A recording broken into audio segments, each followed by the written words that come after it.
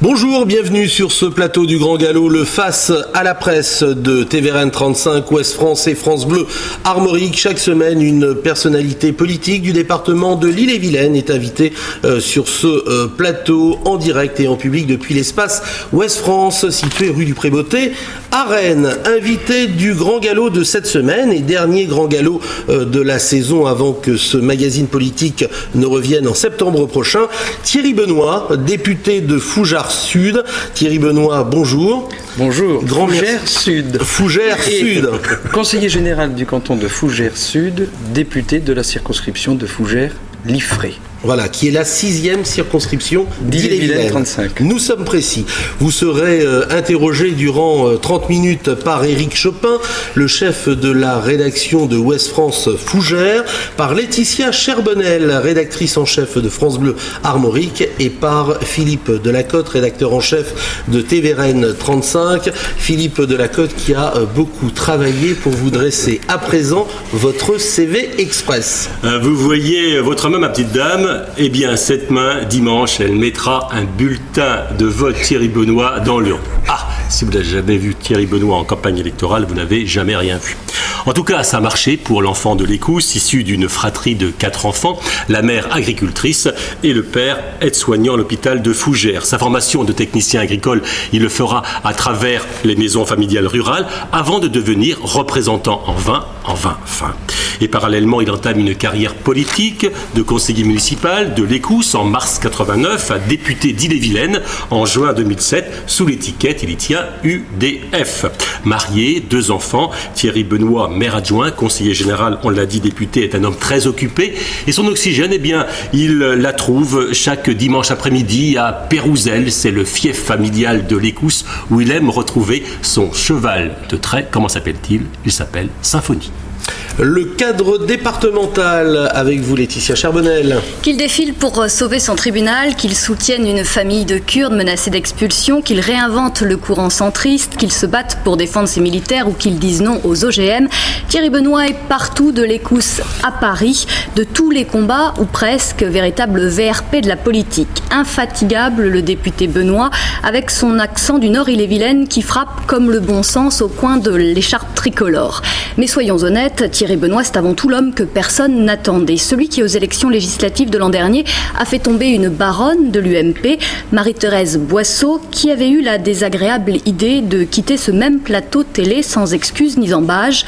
Bien mal lui en a pris. Thierry Benoît a conquis le fauteuil et parfois, allez, disons-le, c'est un petit peu confus. Exemple quand il vous explique la théorie de la réunification des centres, le centre gauche, le centre droit, le centre du centre, et puis pour finir, au nouveau centre donc. Fâché avec le MoDem de François Bayrou, fâché avec l'UMP d'Isabelle Billard, candidate aux dernières municipales à Fougères, et avec lequel il n'a pas réussi de trouver de terrain d'entente pour partir au combat. Le soldat Benoît est donc resté à l'Écousse, au Conseil général et à l'Assemblée, pas fâché visiblement d'être en première ligne et persuadé qu'un jour son heure viendra, qu'un jour il gagnera lui aussi la bataille de la mairie de Fougères. La première question de ce grand galop, Éric Chopin, Ouest France. Donc, si j'ai bien compris, Monsieur Benoît, vous êtes partout, mais finalement, politiquement, êtes-vous quelque part ? On a vu que vous avez été UDF, puis UDF Modem, puis le Modem, vous l'avez un peu décroché, et puis on vous dit maintenant proche du nouveau centre. Mettez donc fin à ce suspense insoutenable et dites-nous, Monsieur Benoît, quelle est votre étiquette politique aujourd'hui ? Bien, ça fait beaucoup de choses. Mais la réponse peut être rapide. Tout d'abord, je tiens à vous rassurer et à rassurer les habitants de ce département et plus particulièrement les habitants de la circonscription donc de Fougères, Fougères-Liffré. Je ne suis fâché avec personne. Madame Cherbonnel, je ne suis fâché avec personne. J'ai, moi, de cœur, de conviction, je suis centriste. Lorsque j'étais jeune, je me suis très jeune intéressé à la politique, et dans ce département d'Ille-et-Vilaine, je suivais beaucoup le travail et les débats politiques qui étaient conduits par les centristes de l'époque, c'est-à-dire il y a 20-25 ans, les centristes qui étaient au CDS, famille de l'UDF, dont le chef de file en Ille-et-Vilaine était Pierre Méhaignerie. qu'il y a eu, je dirais, une action véritablement concrète sur ce département d'Ille-et-Vilaine. Donc ma sensibilité est centriste. Lorsque j'ai été candidat et lorsque je suis candidat au conseil municipal de l'Écosse, bien sûr, je suis dans une démarche totalement apolitique, puisque le conseil municipal à l'Écosse donc rassemble des femmes et des hommes qui portent un projet au service des habitants d'une commune. Lorsqu'en 2004, j'ai été candidat au conseil général, j'ai été élu conseiller général du canton de Fougères Sud avec un bulletin de vote UDF, et lorsque j'ai été candidat en janvier 2007, eh bien j'étais le candidat de l'UDF. J'ai soutenu pour l'élection présidentielle tout naturellement le candidat de ma famille politique qui portait pour cette élection présidentielle 2007 qui portait un projet présidentiel de l'UDF. Il s'appelait François Bayrou. J'ai donc au premier tour soutenu le candidat Bayrou. Au second tour, après réflexion, et il nous fallait bien un président de la République, c'est tout naturellement que j'ai porté mon regard vers le candidat Sarkozy et j'ai dit publiquement que je votais pour le candidat Sarkozy, afin justement que le candidat à l'élection législative que j'étais à l'époque ne trompe pas ses électeurs. Première chose. Ensuite, candidat moi-même à l'élection législative, je suis resté dans la démarche de l'UDF.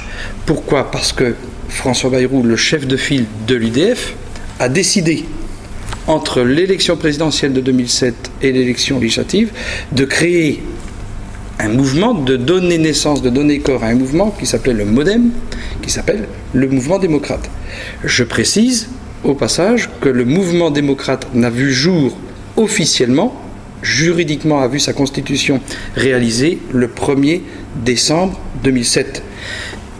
Et le bulletin de vote que j'ai amené volontairement, qui a été déposé dans l'urne le 10 et le 17 juin 2007, était un bulletin de vote Thierry Benoît, député donc, et candidat de l'UDF.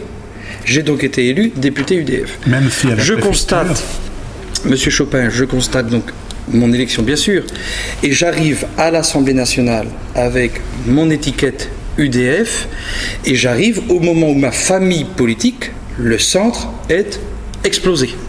Je crois que c'est une véritable explosion. Les centristes du MoDem, de François Bayrou, les centristes du nouveau centre d'Hervé Morin, et Thierry Benoît, lui, en juin 2007, il se trouve élu avec son bulletin de vote UDF. Je siège donc en 2007 parmi les non-inscrits. Au cours de la campagne électorale se pose cette question, se pose ce débat sur l'étiquette. Moi je suis confus, mais je suis au regret de constater que mes amis du nouveau centre en 2007 soutenaient la candidature UMP de Madame Boisseau et non pas la mienne. Ce qui explique qu'arrivant à l'Assemblée, j'arrive avec un statut de non-inscrit. Bien.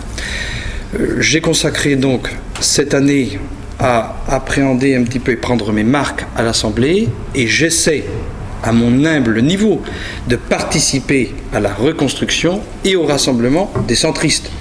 Et je me retrouve très bien dans une démarche qui est très sage, qui est celle de Jean Arthuis, qui depuis le départ a toujours aussi fait preuve d'une grande vigilance et d'une grande attention quant